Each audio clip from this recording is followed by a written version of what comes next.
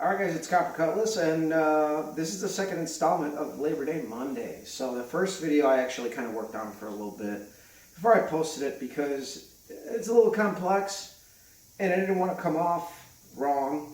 But I know it's a relatable topic, so it's pretty good to talk about it. So this is also something I've been wanting to talk about for a little bit.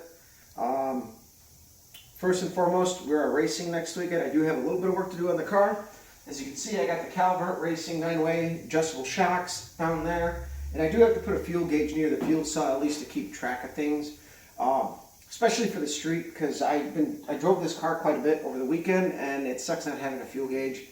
And I have a small fuel cell, so it kind of runs out fairly fast. Especially with the 456 gears and a lead foot. But anyway, what I wanted to talk about today was something that I guess I've witnessed and I've seen, and you know, we've been running pretty much the same combination for pretty much 5 solid seasons of racing, and it's been in the car 7 years. The engine has been running for 8 because we fired it up the year prior, had it ready to go. So really, and this combination took me a while to build because as I was saving money and learning, and again, the acquirement of parts sometimes is lengthy, kind of like I got rods, I got a 330 forged crank, I got stuff for a new build. It's just a matter of getting the right pieces at the right time for everything to come together. Essentially, we're just building a new short block, and we're going to go to a solid roller cam. And that's really like the only major change. I think we may bump up the compression. But with that being said, we also have this going as a project.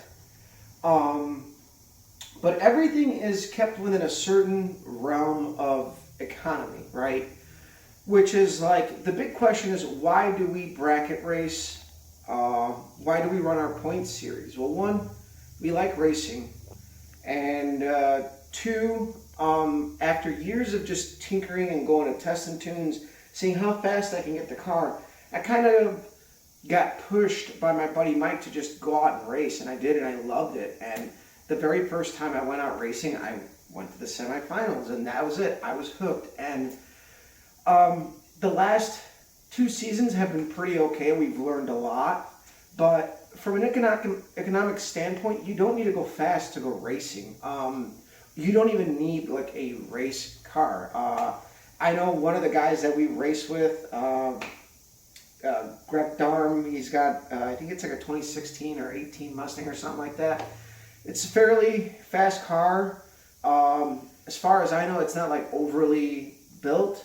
He drives it to the track, drives it home, which I actually miss that. We used to do that. I saw, again, memories on Facebook that, I remember it was the first time my wife was with me, before she was my wife, at the track. We drove it there. And I made some 1290 passes, which is the first time we cracked 12s with that old engine that we had in here. And eventually that engine went on to run 1270s with more refinement. That engine was only in here for about maybe 4 years before we put this one in. And it ended up getting sold, which I regret. Because the guy who got it did nothing but complain, busted it apart, and it's still apart. And it was a good running engine with like 2 minor issues, like nothing major at all.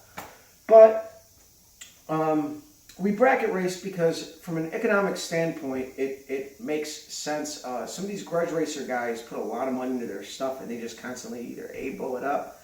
And we're not looking to go fast. I mean, my car is fast for what it is, and my good buddy Dave Meyer, my cylinder head guy, I've mentioned him a bunch of times, he always kind of gives me shit. He's like, your car really isn't that fast, which I will agree to an extent. I mean, we are in big block territory when you're talking about Oldsmobiles. As far as we're running low 11s, it still is a street car. I mean, I've been driving it all weekend, doing my runs in the morning and whatever, and it runs great on the street. It doesn't overheat. It might have 456s, and we're cruising at about 3,000 RPM around town, but the engine's happier than pigs and shit. But also, taking into consideration, we really haven't changed anything in 5 years. We re-geared the car, we did change converters, there was minor things. The carburetor went through a couple of configurations until, my wife's yelling at me, what's up? What? I didn't know if you wanted me to show the engine. Oh, no, it's fine. They've seen the engine like 100 fucking times. Okay. Anyway. Sorry. So. Blooper. It's included. That's twofer. But, we really haven't changed much to the overall combination of this car. We have made it better. We added the 8-point. We've made it more consistent. We've become more consistent. The car runs really good for what it is. My good friend Dr. Dan, who's been bracket racing since like the 80s, he's my go-to guy, kind of like for advice on where I should be going. And he tells me, don't do nothing to the car. Focus on your driving. And this year we just kind of really focused on the driving. And my biggest goal for the year was creating a good average between running a pro tree and a full tree. And we're getting there. It's tightening up. But once we get to that point, we have to figure out a way to make it better. Because, you know, we are in a good spot. It's not horrible, but really, like the old saying goes, and everybody usually attests to this, like, you know, if you're cutting 030 lights and you're running the number, you're going rounds. And we fall just a little shy of that. You know, we average somewhere between like an 040 and an 060 light, and that's gotten better. It's not a constant, but it has gotten better. And we've played with tire pressure and our focus, and I've been using the practice tree, bouncing between both, and really trying to break it down where it's mostly me versus the car. So really, the year that we broke the car, because it did have a different engine in there for like a minute season, it was short-lived. Really, that engine only saw the track like 3 times. My wife broke her leg, so there wasn't time. And by break her leg, I mean she was down for a little bit. So I needed to be around, and I didn't have time to be out here. So we let it sit until I had time to swap the engine. And then by the time we really could get the car out, it was fall. So we just took it out to shake it out, and that was it.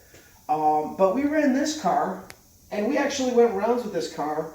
And this was running like 15s with the full exhaust and full street trim. And then one day I'm like, well, let's see how fast it goes without the exhaust. And we went from a 15.3 to a 14.8. Our entire camp was just about tickled to death about that, and we had fun. So you don't need to go fast to go bracket racing. You just, I think it's a discipline thing. And I've learned a lot in the last 5 years racing, and I'm very happy to kind of be where I'm at in points this year. Again, we still got a couple more races to go, and it can go in any which direction, but we are 6th in index, 9th in pro. We got knocked down from 5th to 9th. Last race was one of the first races where we managed to not go any rounds, and that really hurt us. But other than that, we've been doing pretty good. The car is still staying together. We changed the driven oil, and that was really good. Even driving around town, the oil pressure is just magnificent. I am impressed with how much of a difference oil makes. Because I always ran the VR1 because it had the zinc and everything, and I could go get it at O'Reilly's and whatever. But I guess the point that I'm trying to get across is you don't have to be the fastest to go out and race and be competitive. Or just to even go out and have fun and race. I mean, it all started innocently enough, and we just went for it. And, you know, as I look back on what we've kind of accomplished, it's been fun. And the last couple of years have definitely made me decide to kind of keep the car in the same range. Like, I would like to scratch like 1090s with the new combination, and I think we can do it. But that's about it. Like, I really don't aspire to go faster than that because it gets expensive. I've seen my buddy Mike go through it. You know, he just replaced the transmission. You know, and not only that, but keeping it simple. You know, less electronics. I don't want a trans brake. I don't want to be at the mercy of, you know, leaving on the button. I want to stay on the foot brake, and I want to just keep it simple. The car is ridiculous. We're still running a HEI with no MSD or nothing. We did run a Pro Billet for a little bit, but we had ignition box issues, and I said, fuck it. We're going back to what works, and it's been working. And, you know, with this car, we were talking about going to a 4L80E. Well, my buddy Tim, yet again, reinforces the fact of why keeping things simple really works, because he's had some transmission controller issues. We don't know exactly if it's the converter or the controller. He checked the solenoids over the weekend, and they seem to test fine. Just the constant fiddling will hurt you, and that's something we really haven't done with this car.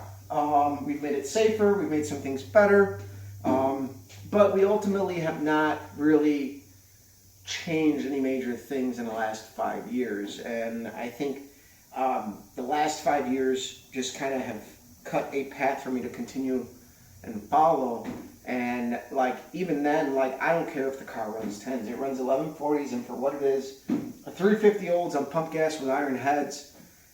Any of the guys that know the VOP stuff, when you tell them that, they're usually like, "Wow!" And that's for me. That makes me happy, because this engine is actually built with quite a few scraps, and there's nothing fancy about it. We spin at the 7,000 RPM, stock rod, stock crank, just good fasteners, amazing cylinder head work by my buddy, and you know, he also helped me with the carburetor, and we dialed it all in. And suspension-wise, it's even more basic. It's got AFCO 80/20s in the front, non-adjustable. QA1s in the back, set to 2 clicks, and that's it.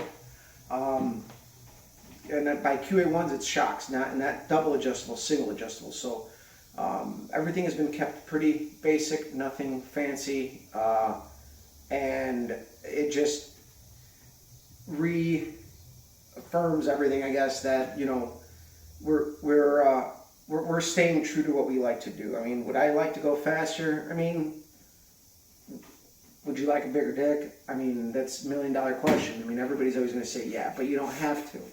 So my wife is laughing. We effectively are getting the job done with what we got. And this year has taught me that I need to focus more on driving. And I've been keeping my rituals tight as far as like in the pits, in the staging lanes, what I'm doing, paying attention to my temps, all of that. And the last race, what hurt me is that I actually did change my routine a bit, and I went back to my get the car cool, get it at this temperature, and unfortunately what happens when the car falls under a certain temperature, it actually becomes less consistent. We kind of built this thing like a stock eliminator, and most of those guys run those cars at like 180. So really, what I have found out in the last season and a half is that this car does like to run at 180, but we did have some hot weather, and I'm running iron heads with like 10.6 to 1 compression and 93. I didn't want it to detonate, so I needed to keep this thing cool. And it created a couple of inconsistencies. Like in pro, I broke out by 6 thousandths. I chopped the tree down against a good racer, and I just, you know, I pedaled it just a little too late, and I broke out by 6 thousandths. Otherwise, I would have gotten the round one. But it's nothing to gripe about. That was a good race. At least I'm not going red. I've either lost it the old-fashioned way and actually gave it everything I got, or we've been going rounds. And there's a lot of racers there with way more experience than me, and I'm just lucky to kind of be in the mix this year, because you know, we've been hitting it just for 5 years pretty much, like dedicated to going out and running the program.